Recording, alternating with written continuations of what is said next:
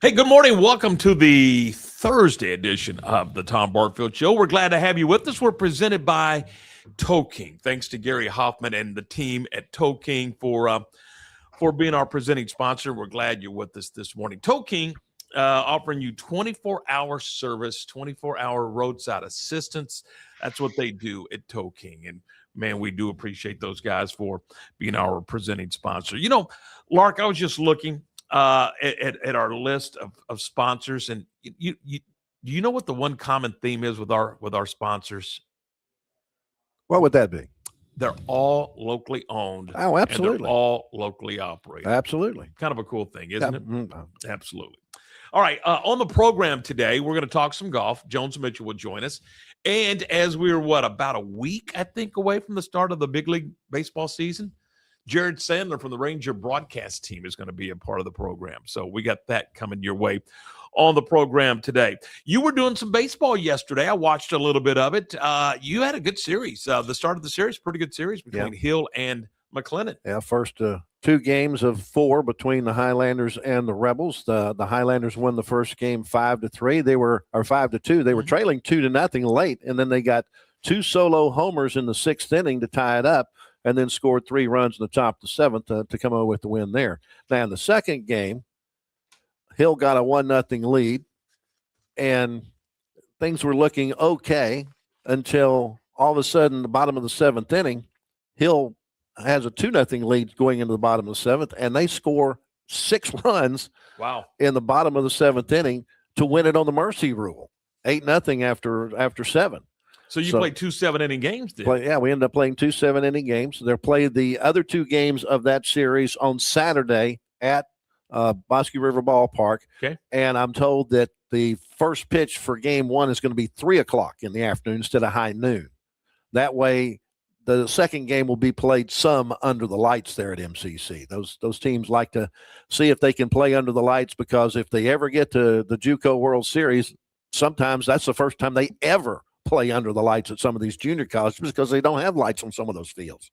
They're always playing in the daytime. So we do at McLennan, don't we? Yes, we do. We do both play baseball and softball. Yes, sir. So anyway, that's the reason why they kicked that start time back on Saturday to 3 o'clock. Plus, it gives some folks, that may have work a half a day on Saturday, a chance to get out and see some baseball, or may have some other obligations on Saturday morning, to get the honeydew things done, and then they can still get out and watch baseball at McLennan this weekend. Gives me a chance to get my afternoon nap in before I have to go do play-by-play. There you go. There you go. So that'll be this Saturday over at Bosque River Ballpark. That'll be fun. So if you're looking for something fun to do, we've got JUCO baseball for you. Now, Chris Berry's McLennan softball team is on a tear, partner. That was they won yesterday. 13 in a row for McLennan. That's pretty impressive. Yeah, they were at home yesterday against the Hill Rebel girls, and they'll play their 4-game series, or in the 4-game series up at Hill on Saturday, and they will play at noon up there. But that's the Hill facilities are getting greatly improved. Randy Graves is their athletic director. Okay. And he's doing an excellent job of getting that program up to speed with the rest of the junior colleges around Central Texas. They're building a brand new soccer field. They've had soccer there for a couple of years, and both their men's and women's soccer team have been having to go to Fort Worth to play home games. Wow. But they're getting a soccer field built, and their softball facility, which is just beyond the center field wall of the baseball facility, is fairly new. And they're really improving the facilities there at Hill and getting that athletic program up to speed under Randy Graves. Doing a great job. Well, as we were talking about softball and winning 13 in a row, Chris Berry's team is now 22-6, and they're 6-0 in league play. And I mean, really, they're on a tear, having won 13 in a row. I don't care if you're playing an inter-squad scrimmage. If you win 13 in a row, you're doing something. Yeah. Plus, Chris Berry has that program going very well. For the last several years, they've been to the JUCO World Series 2 years in a row, finished second 2 years in a row. It's one of the premier junior college programs around the nation. It's easy for him to recruit players because of the facilities that he has and the winning program that he has. Plus, but he works hard at it. Oh, absolutely, he works hard from all at it. over the country. Yeah, he works very hard at it, but and is reaping the rewards of his work. Absolutely, and the things that are important to players. You mentioned facilities. I mean, I was couple of months ago right before the season started, I was in their clubhouse, and that's as good as any clubhouse there is. Absolutely. And he provides great stuff for them. They, not only do they take, they get budget, there's a budget for their program, but they also work very, very hard at fundraising for the program so they can give additional things to the young ladies. And that's part of the enticement to come here. Yeah. Hey, you're going to play with elite players. You're going to win. And you're going to have the very best that softball has to offer under that program. Yeah, I've watched them fundraise for the last 2 or 3 years, and they get it done. Yeah, those girls may get a box of chicken between games as opposed to a peanut butter and jelly sandwich. Absolutely. I mean, there's and I'm talking about apparel and things like that.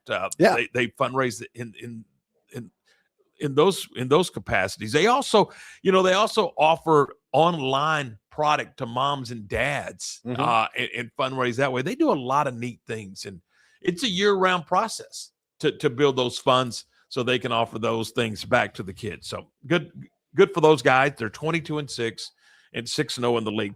One other quick note, Lark, we've got our opponent, or Baylor women's basketball has their opponent for the NCAA tournament. They were going to play the winner of a play-in game between Nebraska and the Spiders of Richmond. It's going to be Nebraska, and that'll be tomorrow afternoon, right? Yeah, Nebraska beat Richmond 75-56. So tomorrow at 1:00, the Baylor women start their NCAA tournament bid against the 11th seed Nebraska. So there you have it. And again, we were just talking about our sponsors a moment ago, and just listen. I want to say thank you so much to our presenting sponsor, Toe King.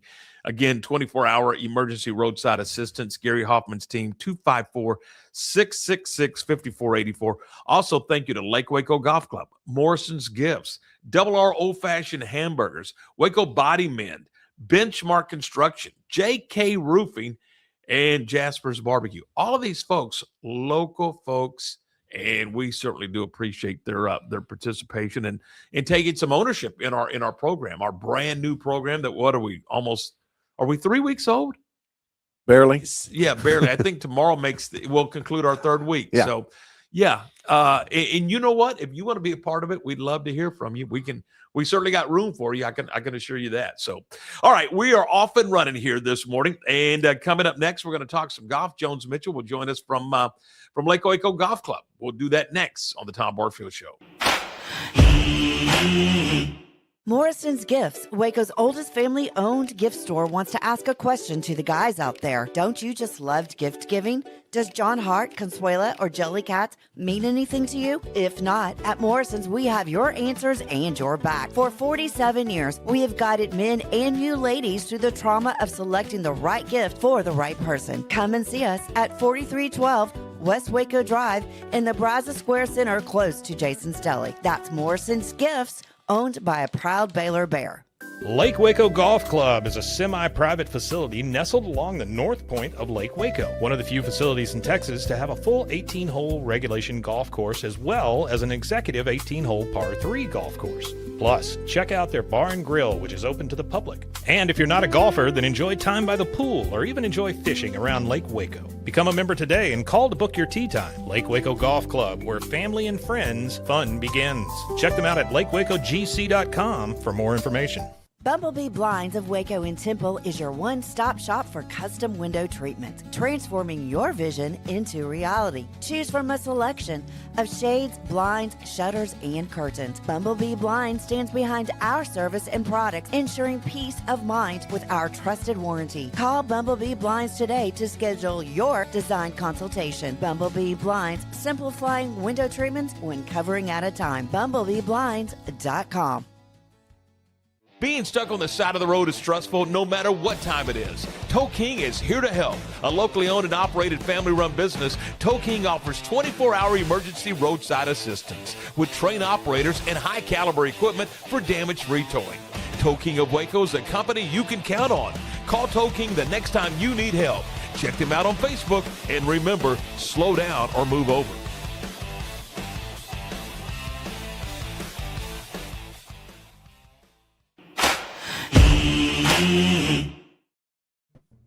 And you're back with us on a Thursday edition of the Tom Barfield Show. We are presented by Tow King of Waco. We're brought to you in part by Waco Body Men Company. You know, you can take control of your health with advanced wellness and longevity solutions designed to help your body perform, recover, and thrive. And you can do that with our friends at Waco Body Men. You want to check it out? They got a 7,000 square foot facility. I mean, it is a cool place.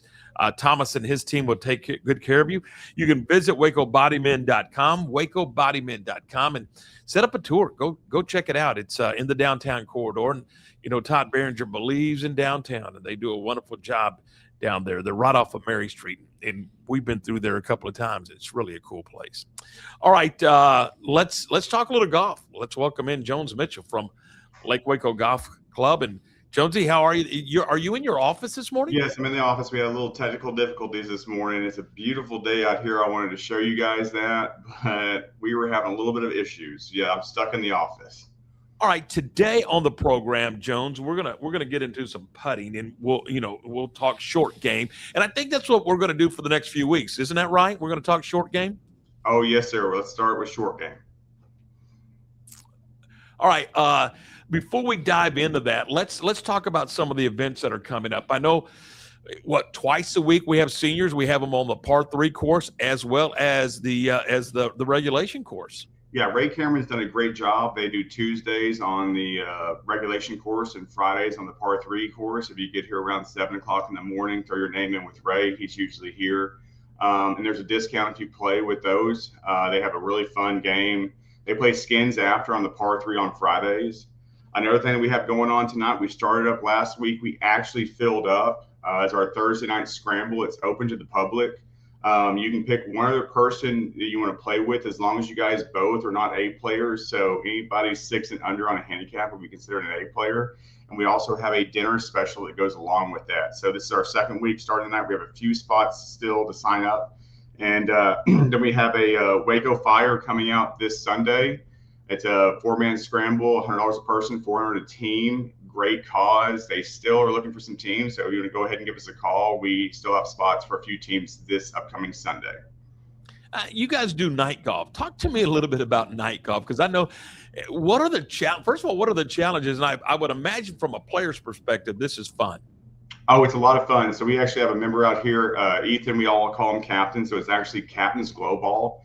He is a member out here that's like, let's play with Glow Ball. I'm going to buy this stuff for y'all. And he slowly upgrades his stuff. The only thing about night, it's really fun if you've never done it. We set it up really well. Sometimes we do a little bit of the par 3. Sometimes we do 18 holes in the regulation. Everything we turn into a par 3 hole. You know, max distance 150 yards. The two problems we have with night golf is the golf balls. We get the best golf balls we can, but they're kind of like not as great. And then also your depth perception. When the sun goes down, it's really hard to see how, where the ground is. So sometimes, you need to club up and hit a 3/4 swing, but it's a lot of fun if you never played. Open to all ages. I just sit there thinking about it. Just grip it and rip it. Let it fly and see what happens.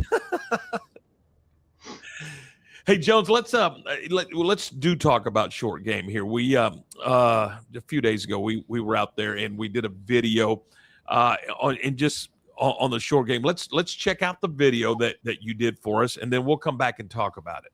That sounds good.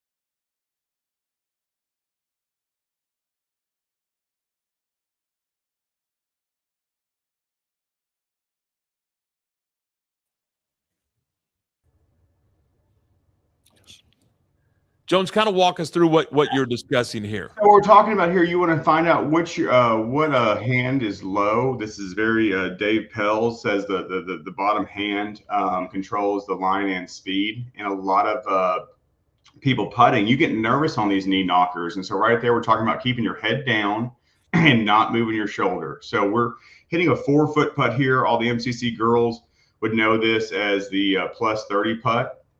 We're talking about some grips here, and what you want to do is find your dominant hand. And I always say, squeeze your dominant hand like you're shaking somebody's hand. Just a little bit more tension on the putt. And I've been working. My dad actually worked with me the other day because I've been missing these quite a bit. But right there, my head came up. If your head comes up, your shoulder goes back, and you cut the putt. And then if your left hand gets too strong for me, you pull the putt. So it's a little cheat. Keep your head down. You don't miss it right. Squeeze your right hand. You don't miss it left. Now, of course, those are air quotes. A lot of times, it sometimes works, sometimes doesn't. We also talk about taking your time, because a lot of kids you see, do that one leg putt. And if you miss a short putt, it's just like making a short putt and going to the next hole and whipping your tee shot. So taking your time on these short putts. This is like shooting a free throw in basketball. All your eyes are on you. So go through your routine. When I was shooting free throws, Coach Trokum helped me years ago walk through my team. Now, I wasn't a very good free throw shooter. It wasn't Coach Trokum's fault. But going through your routine when you practice makes permanent, not perfect. So when you're on the golf course, take your time when you're practicing. You want to be very critical on yourself when you're practicing. But when you're on the golf course, you don't want to be critical. You want to be more creative. And so we're talking about this drill right here is we call it a plus 30 putt. It's the length of the driver away from the hole. If you make the putt, you get a point. If you miss the putt, it's -2. And you're trying to get to plus 30. Now, if you're starting it, you could do it -1, +1 to 10, and we work our way back. But Dave Pells always says a good putter is matched for anybody. A bad putter is matched for nobody. And the woods are full of long drivers, which indicates that putting is the key. We're talking about here on these short putts. If you don't see a lot of break, you want the heel of your putter going to the heel side of the hole and the toe of the putter going to the toe side of the hole. When you take the club back, there's a tendency to close the door, open the door, push the putt. And I think straight back, straight through with no break, the heel of the putter is going to the heel side of the hole and the toe of the putter is going to the toe side of the hole.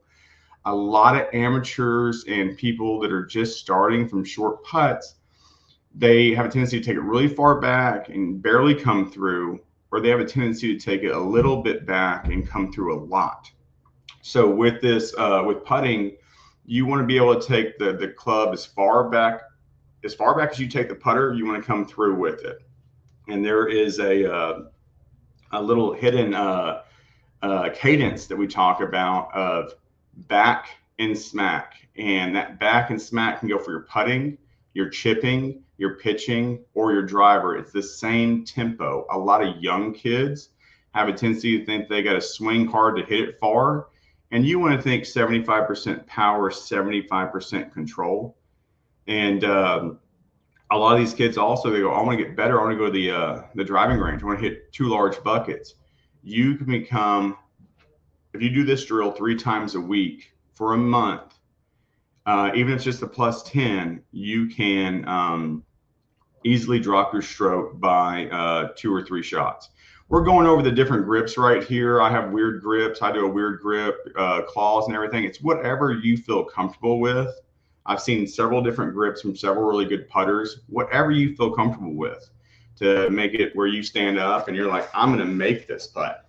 And confidence is everything. Sergio Garcia, he's won a couple of, he won the Masters in 2007, the Players in 2008, but he had a lot of chances in the British Open to win, but he struggled with putting. And he talked about you got to walk up to the green, even if you're having a bad day of putting, you want to feel confident. And one of the things we do right here is figure out which hand is more dominant, your right hand or your left hand. So putt a couple right hand only, putt a couple left hand only, to feel what feels confident. When you do that from the driver length, you want to choke down on it because the putter does get a little heavy. But this drill right here, any MCC ladies that started, back when Dad started the program in '97, every MCC girl would know what plus 30 is. And right there, my left thumb's on top because it's something I started in college. It helps me take my left hand out of the swing. And so all I do there, and we also talk about, some people do left hand low. That was really big when I was a kid. And then you see it on the pros now. I haven't done it in years. And Dad had me do it inside 10 feet, again, just to take my left hand out of the swing. Let's see what else we're talking about. And this is one of those things to check yourself. You can kind of check. I'm right-handed, so I will pivot around my right foot with my left leg coming over. This is also to see if I have a tendency to loop my swing. So I take the club back. I step over my left foot. If I drop the putter straight down, it should be dead center where the ball would be if I was putting. Now, if I take it a little bit inside and I turn, you can see when I drop the putter straight down, it's outside my feet and the putter face is opened. So that has a tendency, you get to overcorrect that. You probably push that. If you take it outside, a lot of times you come down left. So that putter face is closed when you set it down. So really focus on straight back, straight through, and that's just something you could do to just check it. A lot of people don't get to come out to the golf course and practice their putting, but they could do stuff in their the garage, at their office. But literally, everybody says put into a coffee cup at the office. I never did that at MCC, but I did this drill when I was a little bit slow in my office, just to check to see if my putter face is square coming back. And I think we just put a couple here. Oh, we have 2 golf balls here for beginners. And I set those golf balls as a guess of how far I want to take the putter back and how far I want to take the putter through. So setting up golf balls on your outside, or maybe a club or a yardstick. We do a lot of yardstick stuff. And we want to make sure that we take it as far back as we go, we come through with it. Rory McIlroy and my dad are the 2 people that have really great putting strokes, but the tendency is when they putt, they take it back really good, and then they don't leave the putter pointing to the hole. They recoil the putter. And when you do that, you can develop a little bit of yips. What we're trying to do is develop muscle memory. So that way, when you're out there and you're playing 36 holes or 18 holes, that you go back to your muscle memory and your foundations. And a lot of times from this distance, I like to hear the ball go in. I don't look up. The Sir Nick Faldo talked about, if you look up, that's where you open the putter face up and push it right. So from this distance, I want to hear the ball hit the back of the hole.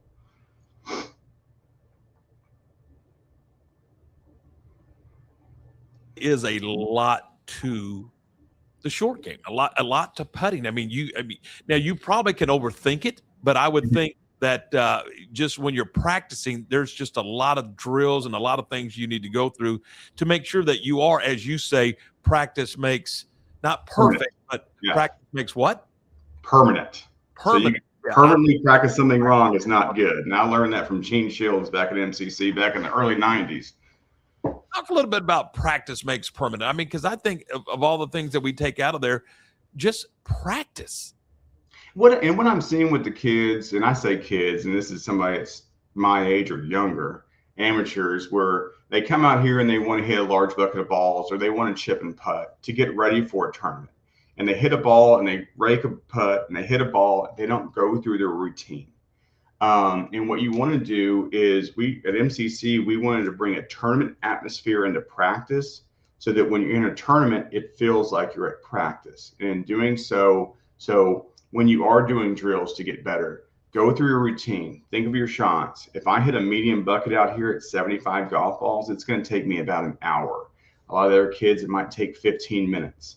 So really have a goal and a mindset, something that you want to work on, because when you get on the golf course, we always told the girls, we might go play at nationals at Daytona Beach, and we have a 100-yard shot or a 4-foot putt on hole 18, and the girls have never been there. And so we talked about, they're not putting that 4-foot putt on the 18th hole at LPGA International.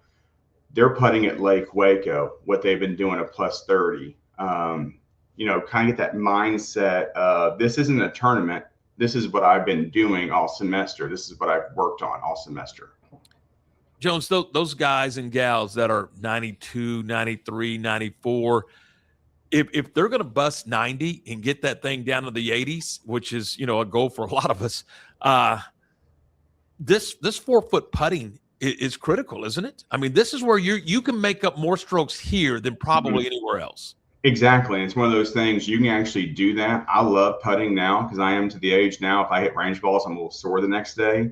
You can putt for 2 hours and never have a problem being sore the next day. Your lower back might hurt just a little bit.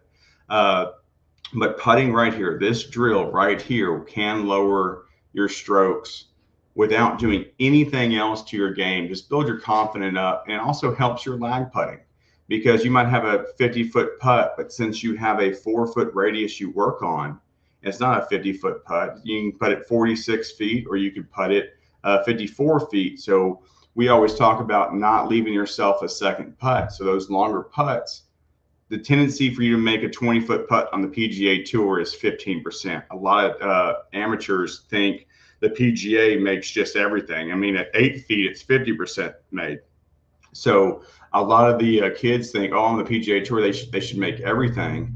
When in reality, they only show the stuff, when Jordan's putting good or Scheffler's putting good, they show him a lot. He makes a lot of putts. They don't show the putts that he missed coming into the tournament or stuff. So having realistic goals, when you do that, another great thing with breaking 90, I tell students, hit your first tee ball. Forget about the first tee ball and play for par after you hit your first tee ball. So if you play for par after your first tee ball and you make par, that's an easy way to make a bogey without putting pressure on yourself. You still got to count on the scorecard, but the mindset, hit your tee shot and then play for par after that. Great stuff. We'll do it again next week. It's going to be a beautiful weekend. Give us the phone number to get a tee time. We better get in line.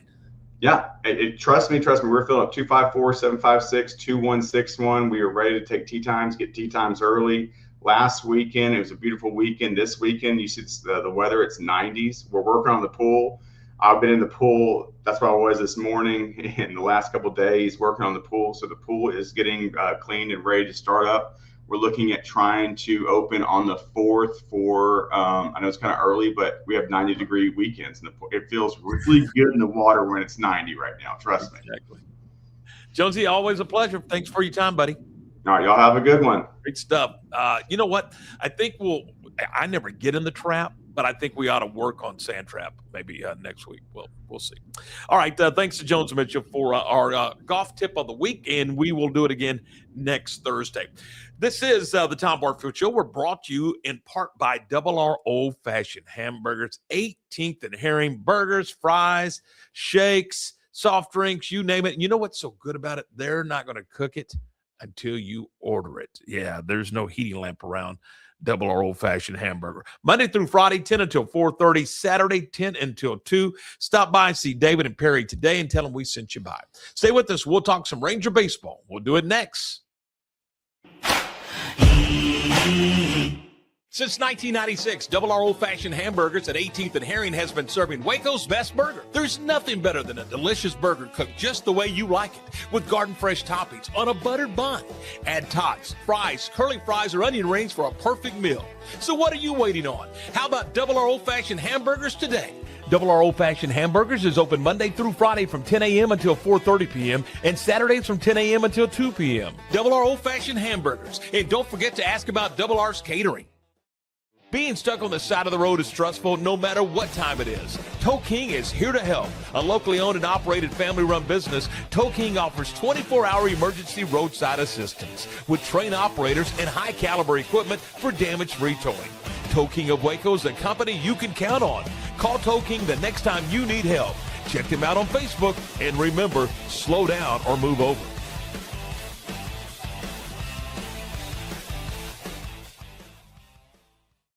Family owned and operated, Jasper's Barbecue is serving up Texas-style barbecue meats and sandwiches and all the fixins. Enjoy mouth-watering brisket, ribs, pulled pork, and don't forget the potato salad and barbecue beans. Located in Waco on Elm Street, right off of I-35, open Tuesday through Saturday 10 until 2 or until the food runs out. Stop by today and enjoy the best barbecue around. Voted one of the best barbecue joints by Texas Monthly. That's Jasper's Barbecue in Waco. You won't leave hungry.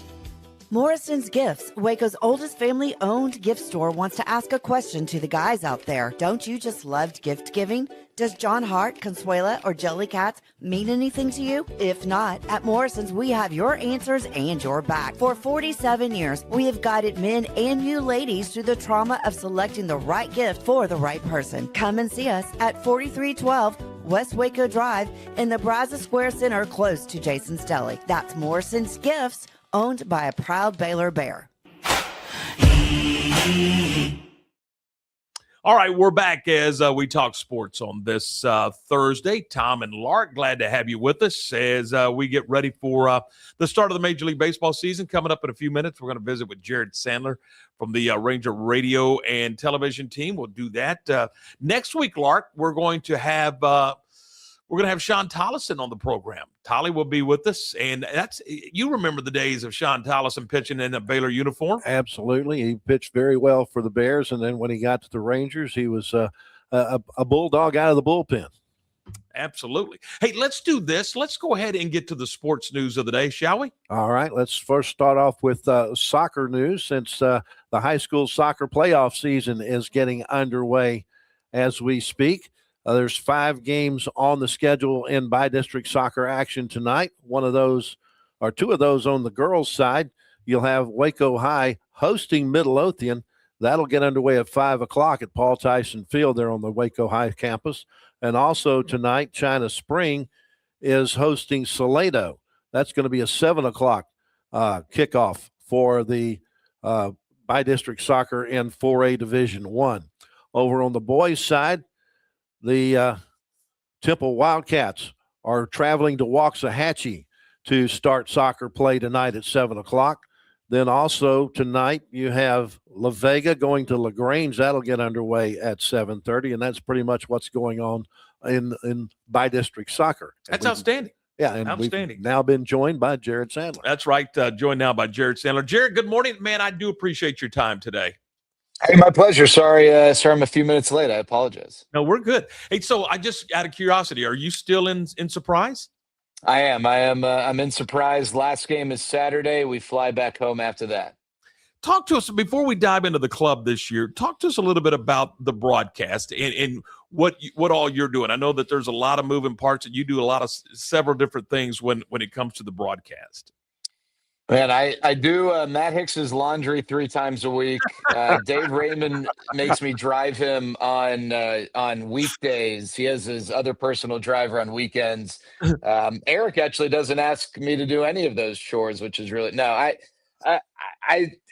I feel like every day's different. Do a lot on TV for pre and post. We'll fill in when Dave gets some days off on TV doing play-by-play, and then when Eric and Matt are off, which together is right around half the season, I'll fill in on the radio side. But really just whatever and whenever. I've always enjoyed wearing multiple hats, and it's a blast getting to do this, and hopefully you can do it for a team that is a playoff team and maybe a team that makes a deep run like 2023. Yeah, one of our favorites is David Murphy, obviously for obvious reasons. And tell Murph we said hello. I talked to him again last week, and I think he was on the golf course. That sounds about right. You definitely weren't talking to an imposter if you were talking to David Murphy on the golf course. He lives on the golf course or at the buffet. The buffet line. One of the two. He's either eating or playing golf. It's pretty machine-like. Really impressive. Yeah, he probably. You mentioned the buffet line. I think he could probably still throw the uni on it and go play some right field for you. He's in great shape. Yeah, I mean, it's really impressive. You see some athletes in various sports, the minute they hang it up, they do all the things that they, prevented themselves from doing during their career, and they become a different version of themselves. you're right. Like if David Murphy walked in the clubhouse, other than maybe some of the gray hairs and the beard, you wouldn't think anything of it. Like physically, he could still go out there and do it for sure. So this camp this year, how different has it been with the new staff, new skipper, new staff? What have you seen different from Boach to this group?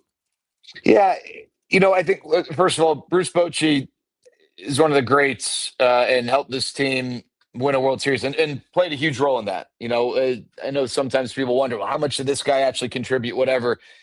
There's no way that the Rangers win the World Series without Bruce Bochy's stability in 2023. So it's not, it's not that, well, there were problems and, Bruce Bochy was a part of that and Skip Schumacher's now, rectifying all those issues. I just think, you got two different people and two different styles. And the other thing is, it's a new staff, not totally, right? But you have a new manager and some new coaches, and they don't have the same loyalty to these guys that the old staff had, right? When you win a World Series with a group of guys, I imagine as a coach or as a manager, it's tough to forget that, right? It's tough to forget that, that connection and, the best version of some of those players. Well, when you have a new staff, I mean, it's not like Corey Seager needs to prove that he deserves a spot on the team or anything, but there's certain guys who, they gotta show that, they can be a flavor that Skip Schumacher likes to try. Ezekiel Duran, for instance, had a really good camp. He's probably got a little bit of a fire under his backside because, maybe Skip Schumacher doesn't like him the way that Bruce Bochy liked him, and he's got to go out there and earn it. So I think you got that degree. I also just think you got a really loose clubhouse. A lot was made of the Marcus Semien, Corey Seager dynamic. I think a lot of that was overblown. Were they the best of friends? They weren't the best of friends. But Marcus Semien didn't get traded because of their relationship. He got traded because the Rangers needed to try and shuffle the deck after 2 straight years of underperforming offensively. And unfortunately, Marcus was a part of that. But I do think that the vibe in general is more laid back, a lot looser in the clubhouse. Last year at this time, it was one of those things where it was right in front of us, but probably didn't see it until after the fact. It was a pretty tight group. And the minute they didn't get off to a great start in April, that didn't change. This group does not appear to be nearly as tight and nearly as, and I don't mean tight like together. I mean like kind of, just not loose, not light. And so I do think that there's a little bit of a different feel. Now, I don't think that is because Bruce Bochy is or isn't here, because Bruce Bochy is a very loose guy. He comes off as gruff and, kind of someone who could be in Yellowstone. But he's a loose guy. I don't think it has anything to do with Bochy. I just think it's the understanding coming off a bad year for this team and a little bit of a different mix of guys in the clubhouse that are contributing to this. You mentioned Ezekiel Duran just a moment ago. The fact that this kid can play 4 spots for you, that's huge when you're constructing your roster. Yeah, between Ezekiel Duran, Josh Smith, and Sam Haggerty, Skip Schumacher's got options, right? And it allows him. I know this isn't National League style where you're doing a lot of chopping and changing the last 3-4 innings, but you still, unless you've got a platoon neutral lineup, which the Rangers don't, you're still going to have to make changes throughout the game at times. And the more flexibility you have with guys being able to play different positions and just the utilitarian nature of it helps. It helps a guy like Skip Schumacher make some of these decisions. So, Josh Smith and Sam Haggerty almost certainly be on the team. I think with Ezekiel Duran, it depends on how the pieces fit. And whether that makes sense for him to be up here because, maybe they want a left-handed hitter off the bench. Ezekiel Duran being a right-handed hitter can provide some advantages in certain scenarios. Maybe they need a lefty to help with certain things. I think it's between Zeke and Tyler Wade, maybe for the 4th bench spot.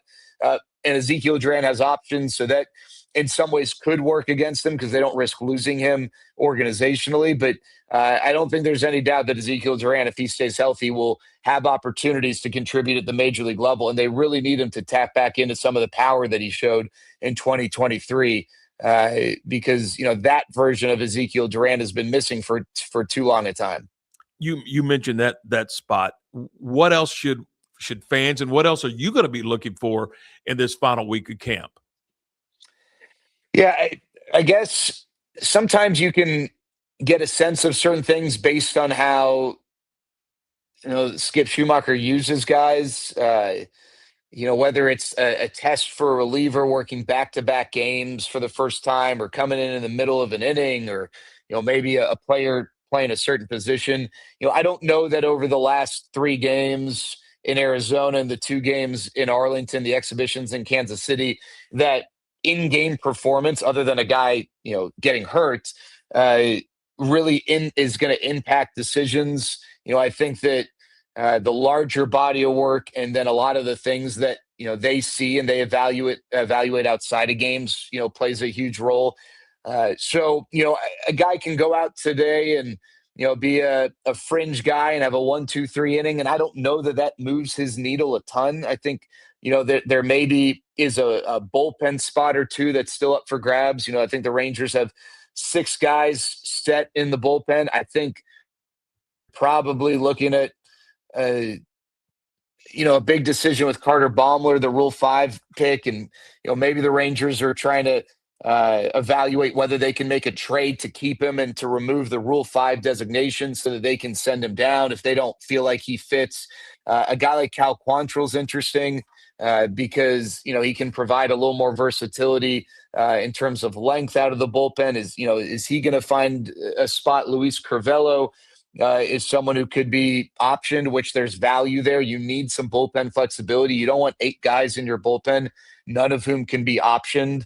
And so Luis Crivello might have the inside track in that regard over someone like Josh Sborz, who can no longer be optioned, but he doesn't have an out in his contract until April 15th. So the Rangers can send him to the minor leagues. He can't do anything about that. Maybe give him a couple weeks to get going there, and then the Rangers would have to make a decision by April 15th with a guy like Josh Sborz. So a lot of these roster decisions, there's so much more than just, hey, who was the best in Cactus League games? Or, I don't want to say that spots aren't given to the best performers, but they also have to consider the big picture, right? How do they maintain organizational depth, not just to be ready on game 1 of 162, but to try and prepare themselves throughout the entirety of the 162 game season?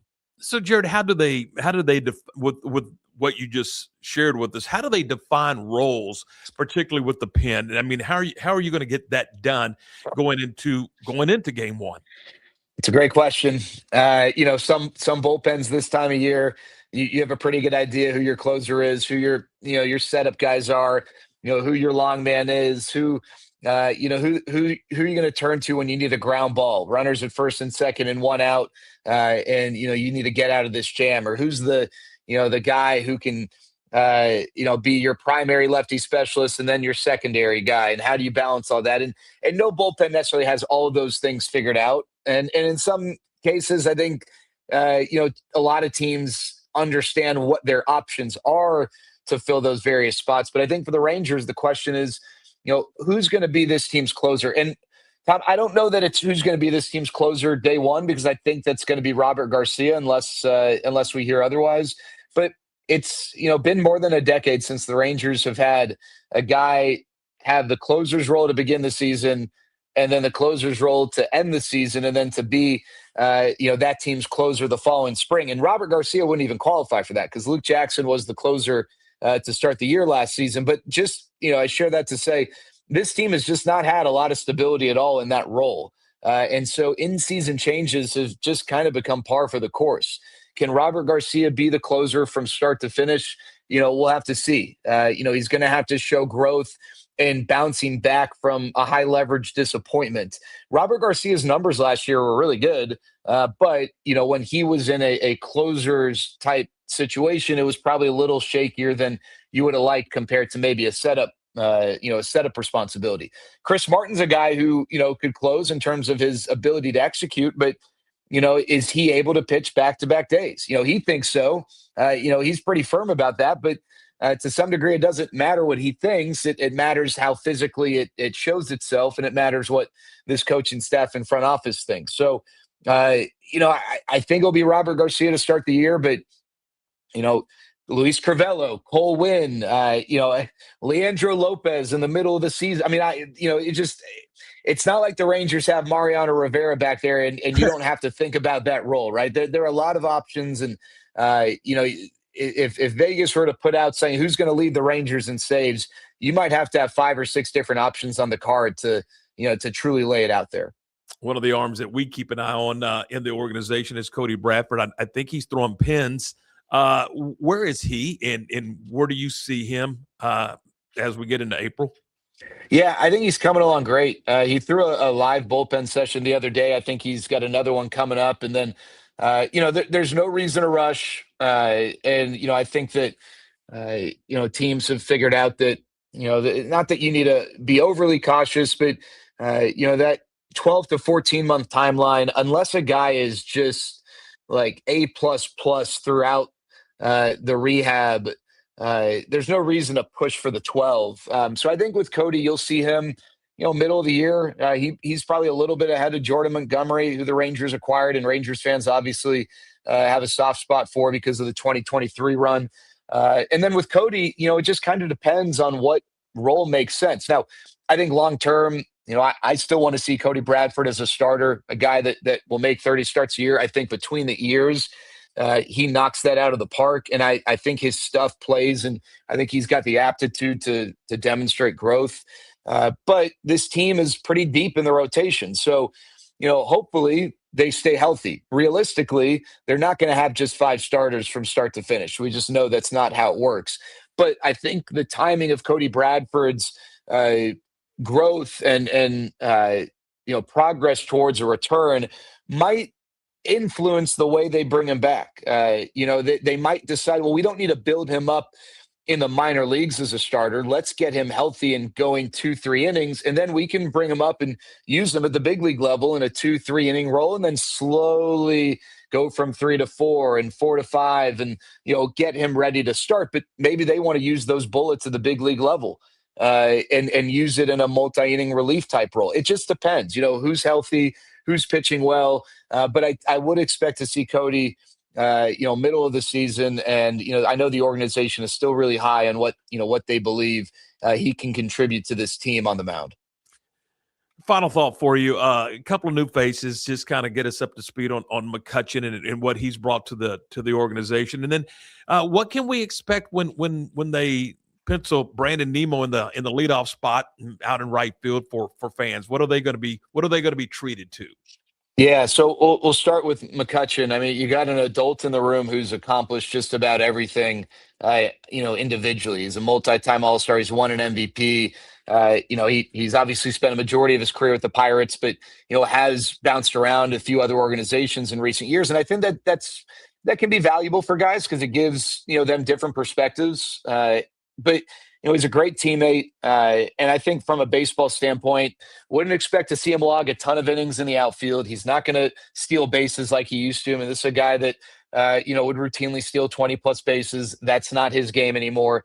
But what he really has, leaned into is a guy who, while he doesn't have the power that he used to have, he still has the plate discipline that he's always had. I mean, he put together a string of, 400 plus on base seasons, of on base percentage seasons. And you don't do that without showing a keen eye. He's a guy that, his walk rate is, above 10%, well above the league average. And as his game has changed, as he's gotten older, that's become maybe an even bigger part of his game. He's not going to, in all likelihood, be an everyday guy. I think that right now he's probably a guy who starts against lefties and then, see how he does and then figure out what his role is from there. But the Rangers need to figure out what their lineup is against lefties. They need to figure out, who can step up because it is a very righty weighted or right-handed pitching lineup in terms of where their strengths are. They project to be one of the best lineups in baseball against righties. They're on the other end of the spectrum right now in terms of projections against lefties, but they got to figure out who can fill those spots. And so that's why they added Andrew McCutchen. Now, Brandon Nimmo, one of these left-handed hitters who, you expect to do well against righties, but one of the, the valuable pieces of Brandon is that he can hit lefties too. And when you watch him, it makes sense, right? There's certain guys who they just look comfortable, no matter who's on the mound. And Brandon Nimmo looks comfortable against lefties. You can tell with his approach. You can tell with the way he sprays the ball all over the field. And then the numbers back that up, right? He is better against righties than he is against lefties, but that gap is not considerably wide in recent years, and he's an above average hitter against lefties. So you don't have to worry about him being a platoon guy. He's going to draw walks. He's going to work the count.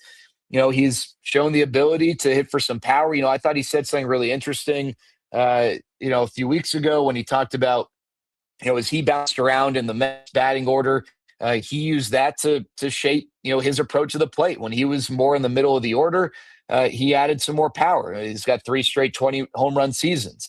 In the past, he's been more, he had been more of a leadoff type guy. And so he really leaned into the on base piece, right? And the numbers. One thing that he's added here in recent years is the stolen base component. He's always been a guy who's been way faster than what the stolen base numbers would suggest. He didn't have his first double-digit stolen base season until 2024, but he's always had the type of speed to be more than that, to be a 20-plus stolen base guy, 30-plus stolen base guy. I don't know if it's going to be that for the Rangers, but I would expect him to be a double-digit stolen base guy this year, especially hitting out of the leadoff spot. Jered, thanks, man. Great stuff. We appreciate it and look forward to watching and listening. A week from today, right, Philly?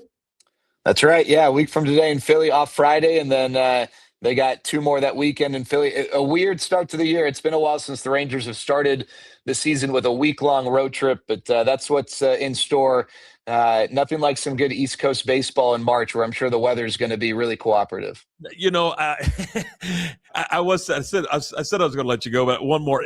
Your thoughts on starting in a National League ballpark? I mean, it's still, for no guy like me, this is still kind of strange.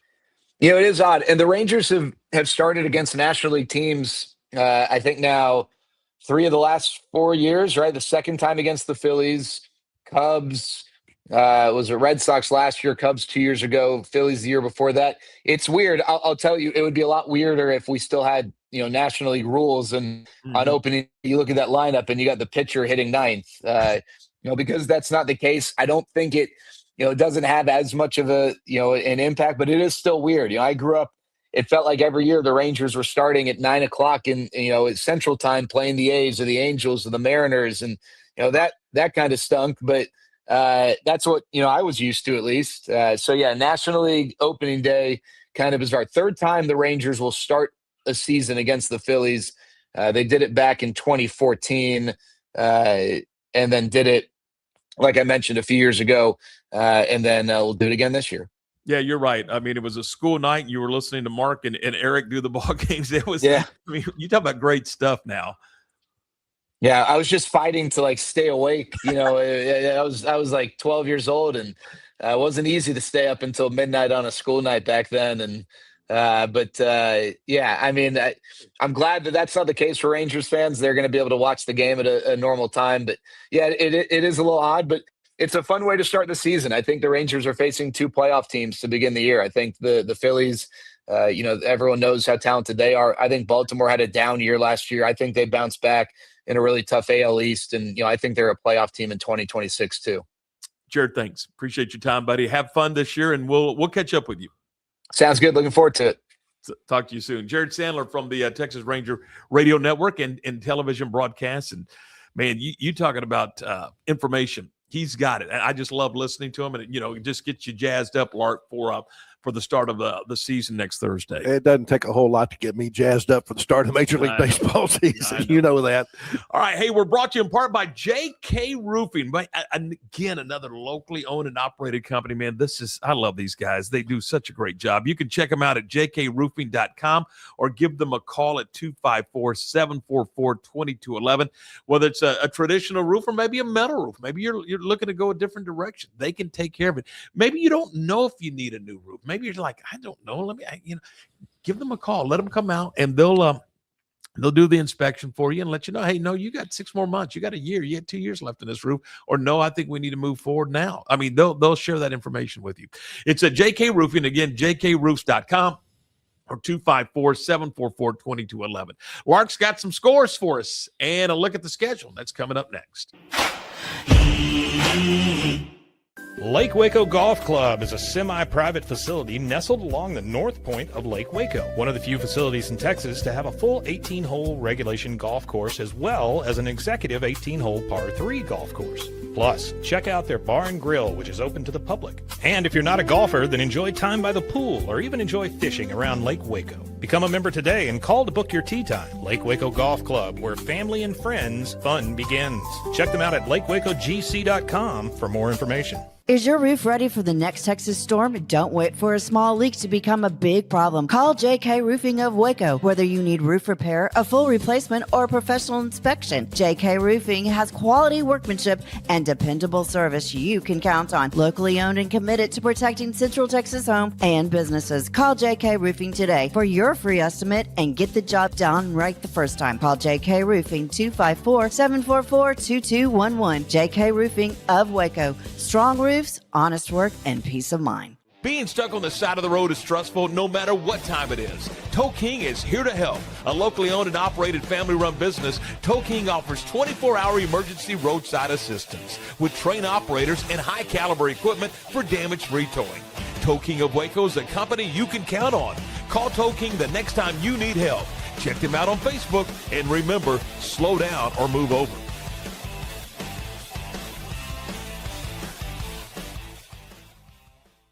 Farmhouse offers natural treats and chews made with quality products that support family farm, regenerative agriculture, and humane farming practices. Give your dog the best with wholesome, organic ingredients that promote health and happiness. Shop now at farmhouse.com. Hi, I'm Mitch, the co-founder of Cake, a sexual health and wellness company designed for today and designed for you. Yes, you. The entire product line can be found at hellocake.com, and it's also available in every Walmart near you.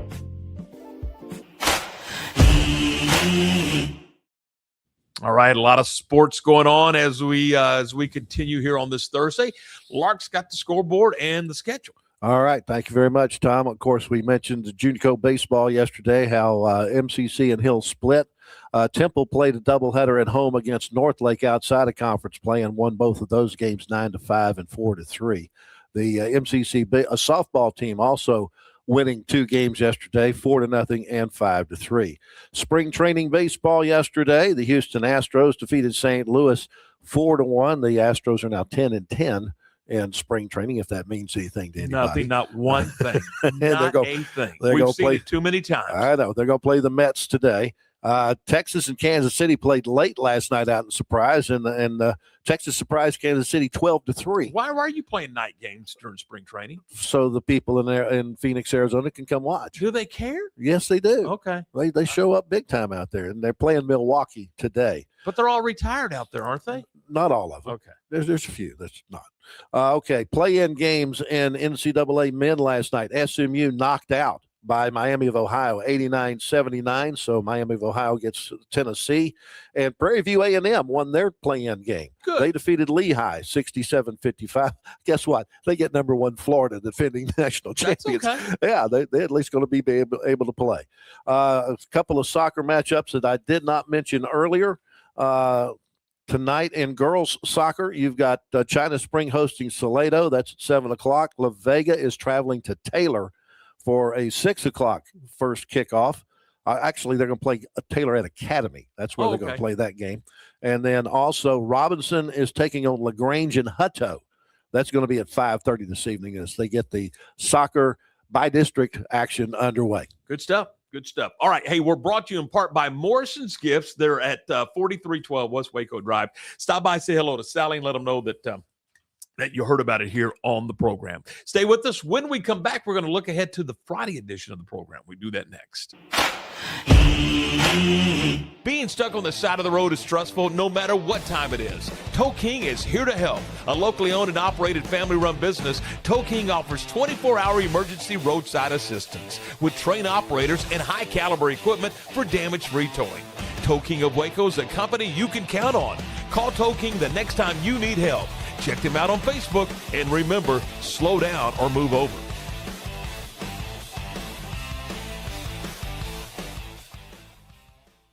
Lake Waco Golf Club is a semi-private facility nestled along the north point of Lake Waco, one of the few facilities in Texas to have a full 18-hole regulation golf course as well as an executive 18-hole par 3 golf course. Plus, check out their bar and grill, which is open to the public. And if you're not a golfer, then enjoy time by the pool or even enjoy fishing around Lake Waco. Become a member today and call to book your tee time. Lake Waco Golf Club, where family and friends fun begins. Check them out at lakewacogc.com for more information. I had a panic moment running my hands through my hair, and that's when I found Keeps. Keeps gave me the results that I was really looking for. I definitely felt a lot more confident once I saw my hair coming back. Keeps has given me the control of my hair back. Get your first month free at Keeps.com.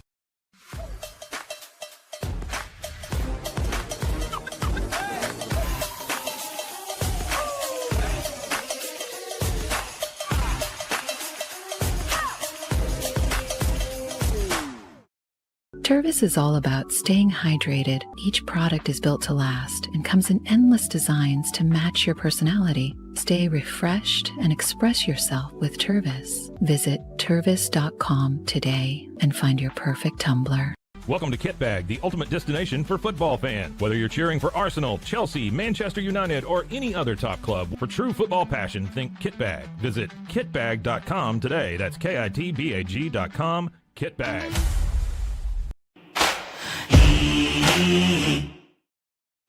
All right, tomorrow on the program, we're gonna give it a try. I'm gonna do this thing remotely. I'm gonna be in Stillwater, Oklahoma, where the Baylor Bears open up a 3-game set with the Oklahoma State Cowboys. Friday night at 6, Saturday night at 6. I love Saturday night baseball. Oh yeah.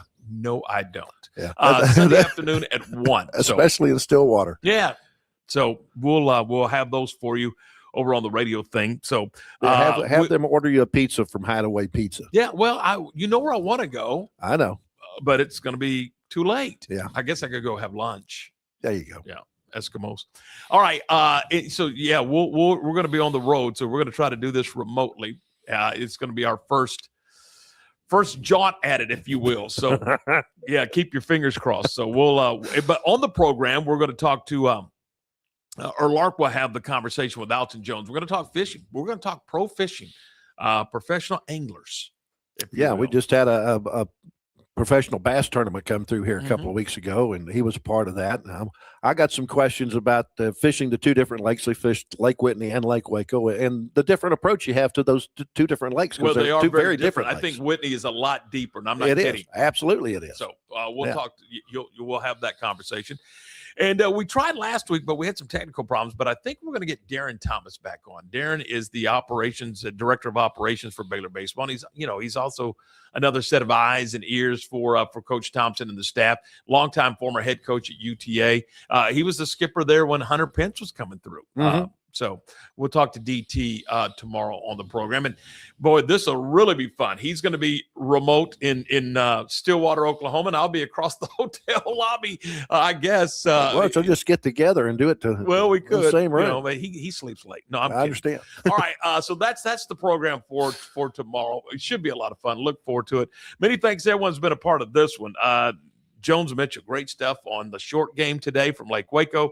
And, of course, all the inside info from Jered Sandler when it comes to Ranger baseball. Thanks for watching. And, again, we appreciate you being with us. For Lark, I'm Tom. Have a good Thursday.